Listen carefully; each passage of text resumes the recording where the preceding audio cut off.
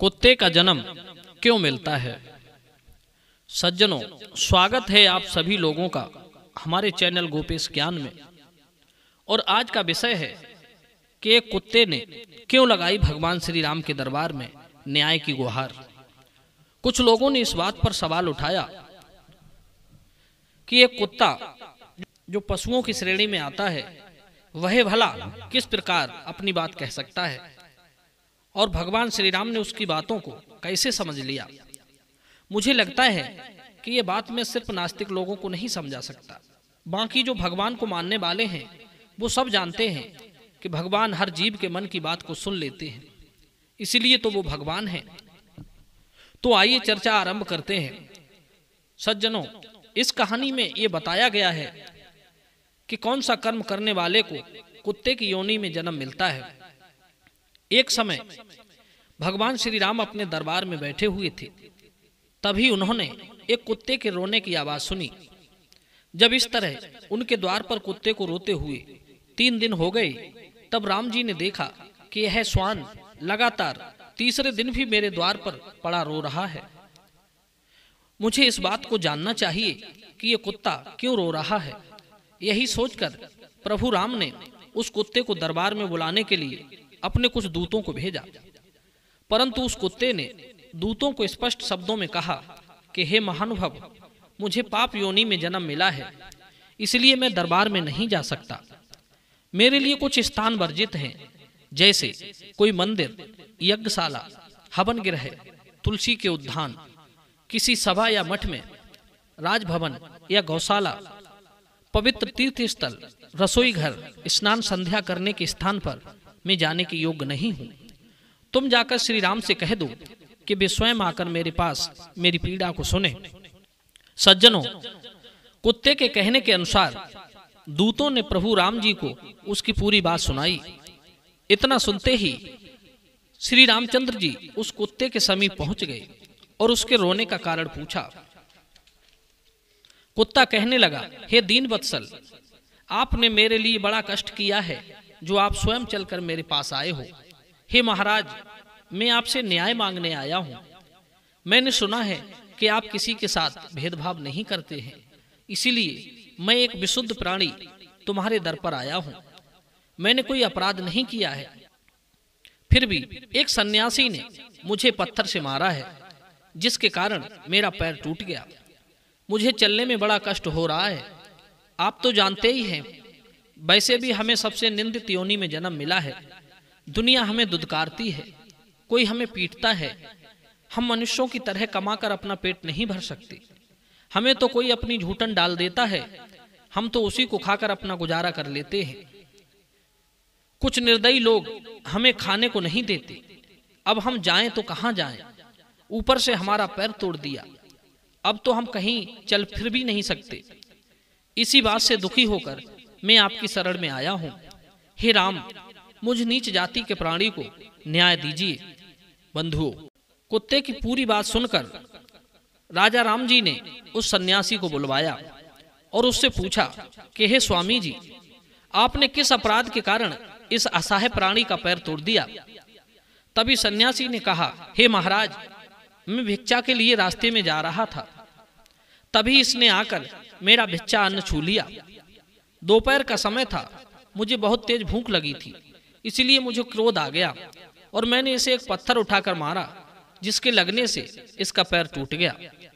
सज्जनों, उस सन्यासी का पक्ष सुनकर श्री राम ने कहा, हे स्वामी, आपको मालूम होना चाहिए यह एक ज्ञान विहीन पशु है। यदि इसने अपना भक्ष्य पदार्थ देखकर आपको छू दिया तो मैं इसमें इसका कोई दोष नहीं समझता। यह तो इसकी स्वाभाविक प्रवृत्ति है, इसीलिए आप ही इसके अपराधी हैं।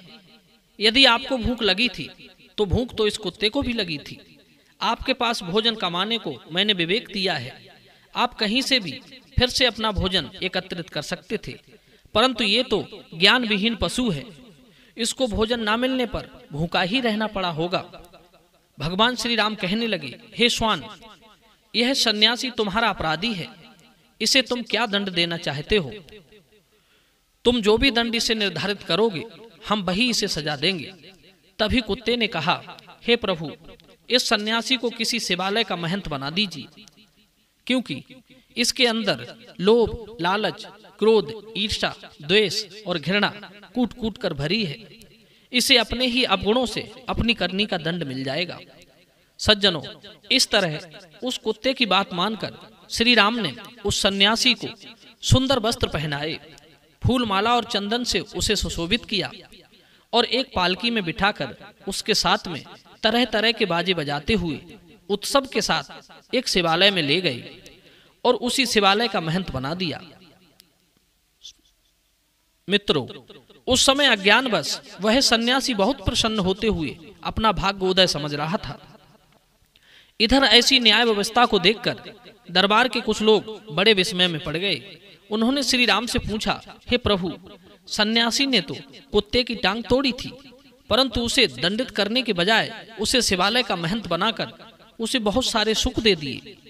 इस गूढ़ रहस्य को हम समझ नहीं पाए, इसका क्या अर्थ है? तभी कुत्ता कहने लगा, हे सभासदों, कुछ स्थान ऐसे होते हैं जहां लोभी, लालची, कामी, क्रोधी, ईर्ष्यालु और घृणा करने वाले लोगों को नहीं रहना चाहिए। जैसे खेत में अन्न रखाने वाला, शिवालय, मठ, बगीचा, दानग्राम, इन स्थानों पर रहने वाला, अनाथ स्त्री और बालकों का धन हरण करने वाला, गाय, विप्र और शिव को अर्पण किए गए धन को खाने वाला, अन्याय करने वाले का धन, राजा के घर पर पहुंचे हुए याचक को भगाने वाले, दूसरे का धन हड़पने वाला, प्रायश्चित के लिए दिए गए धन को लेने वाला, ब्राह्मण भोजन के लिए जुटाई गई सामग्री में से चोरी करने वाला और बेईमानी करके अधिक धन इकट्ठा करने वाला, ऐसे लोगों को मरने के बाद कुत्ते का जन्म मिलता है। कुत्ता कहने लगा, हे सभासदों, मैं भी अपने पूर्व जन्म में एक मठ का महंत था। लोभी लालची स्वभाव के चलते मैंने मठ पर आए हुए धन को धर्म कर्म में ना लगाकर स्वयं उसका उपभोग किया, इसीलिए मैंने कुत्ते की योनि पाई है। सज्जनों, इसका अर्थ ये बिल्कुल नहीं है कि हर एक शिवालय के महंत को कुत्ते की योनि में जन्म लेना पड़ता है। जो महंत ईमानदारी से मठ की सेवा करते हैं और उस पर आए हुए धन को असहाय लोगों में, दीन दुखियों में, यज्ञ कर्मों में, पूजा पाठ में लगाते हैं, ऐसे महंत भगवान के धाम में जाकर उनके सेवक बन जाते हैं। कर्म की गति बड़ी विचित्र है। कुत्ते के द्वारा बनाए गए महंत ने अपने स्वभाव के चलते सारे जीवन जो पाप कर्म किए, उन पापों के कारण उसको अगला जन्म कुत्ते का मिला। सज्जनों, कहां वो कुत्ता होकर भी मुक्त हो गया और कहां वो सन्यासी होकर भी कुत्ता हो गया। दोस्तों, ये वीडियो आपको पसंद आया हो तो आप कमेंट बॉक्स में जय श्री राम लिख सकते हैं। इस वीडियो को बनाने का उद्देश्य किसी की भावनाओं को आहत करना नहीं है, बल्कि समाज में एक सही संदेश जाए, इसीलिए मैंने इसे प्रसारित किया है। आप सभी दर्शकों का बहुत बहुत धन्यवाद।